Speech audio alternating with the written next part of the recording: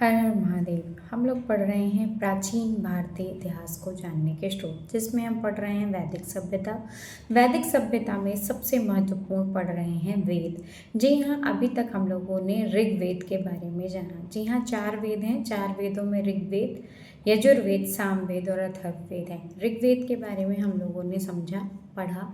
अब हम लोग चारों वेदों में से एक महत्वपूर्ण वेद, वो है यजुर्वेद। यजुर्वेद को समझते हैं, उसे पढ़ते हैं। यजुर्वेद एक महत्वपूर्ण श्रुति ग्रंथ है।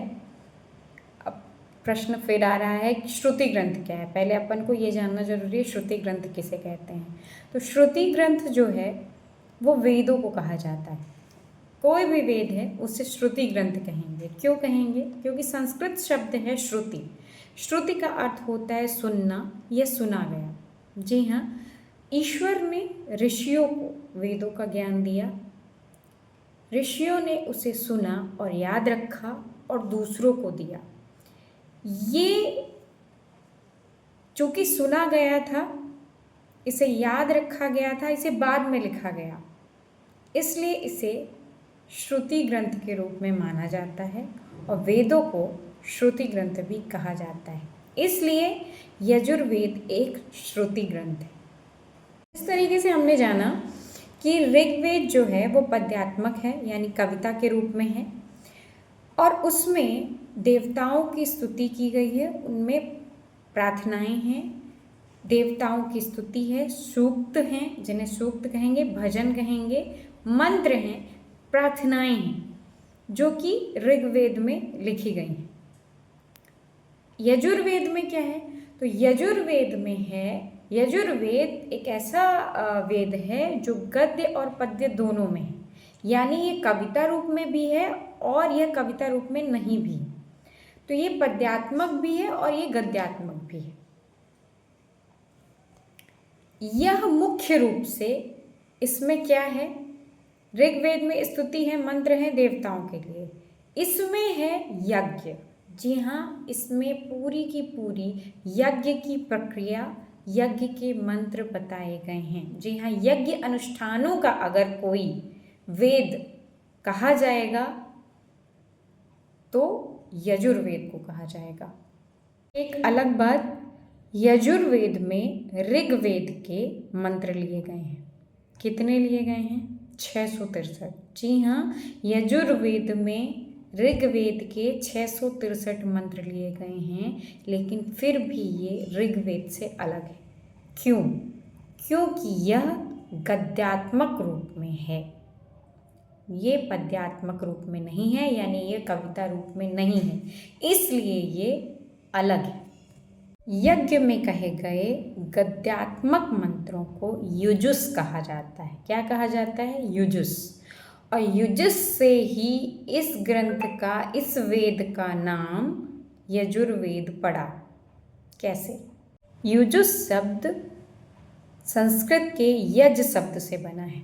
यज शब्द का अर्थ होता है समर्पण या बलिदान।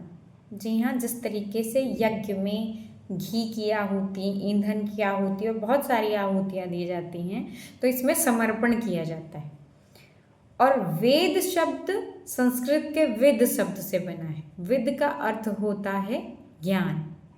तो हम समझेंगे कि यजुर्वेद का अर्थ हुआ समर्पण का ज्ञान, बलिदान का ज्ञान, यानी कि यजुर्वेद।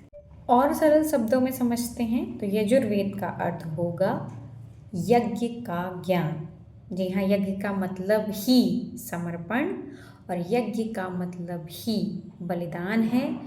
तो यजुर्वेद का अर्थ होगा यज्ञ का ज्ञान। जो वेद हमें करा रहा है वो है यजुर्वेद। यजुर्वेद में जितने भी पद्यात्मक मंत्र लिए गए हैं वो ऋग्वेद से और अथर्ववेद से लिए गए हैं। इसके स्वतंत्र पद्यात्मक मंत्र नहीं मिलते हैं। जिस तरीके से ऋग्वेद को मंडलों में विभाजित किया गया था, हमने आपको बताया कि ऋग्वेद के 10 मंडल थे, तो यजुर्वेद को कोई मंडलों में विभाजित नहीं किया गया है।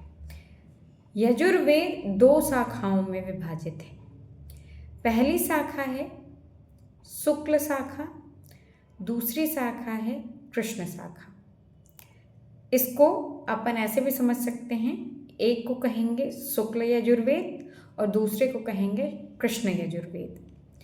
तो जो शुक्ल यजुर्वेद है वह उत्तर भारत में प्रचलित है और जो कृष्ण यजुर्वेद है वह दक्षिण भारत में सबसे ज़्यादा प्रचलित है। तो इससे अपन को क्या समझ में आ रहा है कि इसमें मंडल नहीं है, इनकी दो शाखाएं हैं, यजुर्वेद की दो शाखाएं हैं, शुक्ल यजुर्वेद और कृष्ण यजुर्वेद। कृष्ण यजुर्वेद दक्षिण भारत और शुक्ल यजुर्वेद उत्तर भारत में सर्वाधिक प्रचलित। अब सबसे महत्वपूर्ण प्रश्न वो ये है कि यजुर्वेद में कितनी ऋचाएँ हैं। ऋचाओं का मतलब होता है मंत्र। जी हाँ, कितने मंत्र हैं? तो यजुर्वेद में 3988 मंत्र हैं। जी हाँ, 3988 मंत्र। यह बहुत महत्वपूर्ण प्रश्न है। यजुर्वेद के रचना काल की ओर। जी हाँ, यजुर्वेद कब से कब तक लिखा गया? तो इसमें विद्वानों में मतभेद हैं। 3 काल आते हैं, 3 तिथियां बताई जाती हैं। एक है 7000 ईसा पूर्व से लेके 1500 ईसा पूर्व, जो कि बहुत सारे विद्वान मानते हैं। दूसरे विद्वान ये मानते हैं कि यजुर्वेद का रचना काल 1400 ईसा पूर्व से लेके 1000 ईसा पूर्व तक हुआ। और अगले जो विद्वान हैं, जो तीसरी कैटेगरी में आते हैं, वो मानते हैं कि 1200 ईसा पूर्व से लेके 800 ईसा पूर्व तक यजुर्वेद की रचना की गई। अब आता है अगला महत्वपूर्ण प्रश्न कि यजुर्वेद की रचना किस स्थान में की गई। जैसे ऋग्वेद की रचना किस स्थान पे की गई थी? तो ऋग्वेद की रचना की गई थी सप्त सिंधु क्षेत्र में। सबसे ज़्यादा किस नदी का वर्णन आया है? सिंधु नदी का वर्णन आया है। तो यजुर्वेद की रचना कहाँ की गई, या यजुर्वेद की रचना का स्थान बताइए। जी हाँ, यजुर्वेद की रचना का क्षेत्र बताइए। तो यजुर्वेद की रचना की गई है कुरुक्षेत्र में।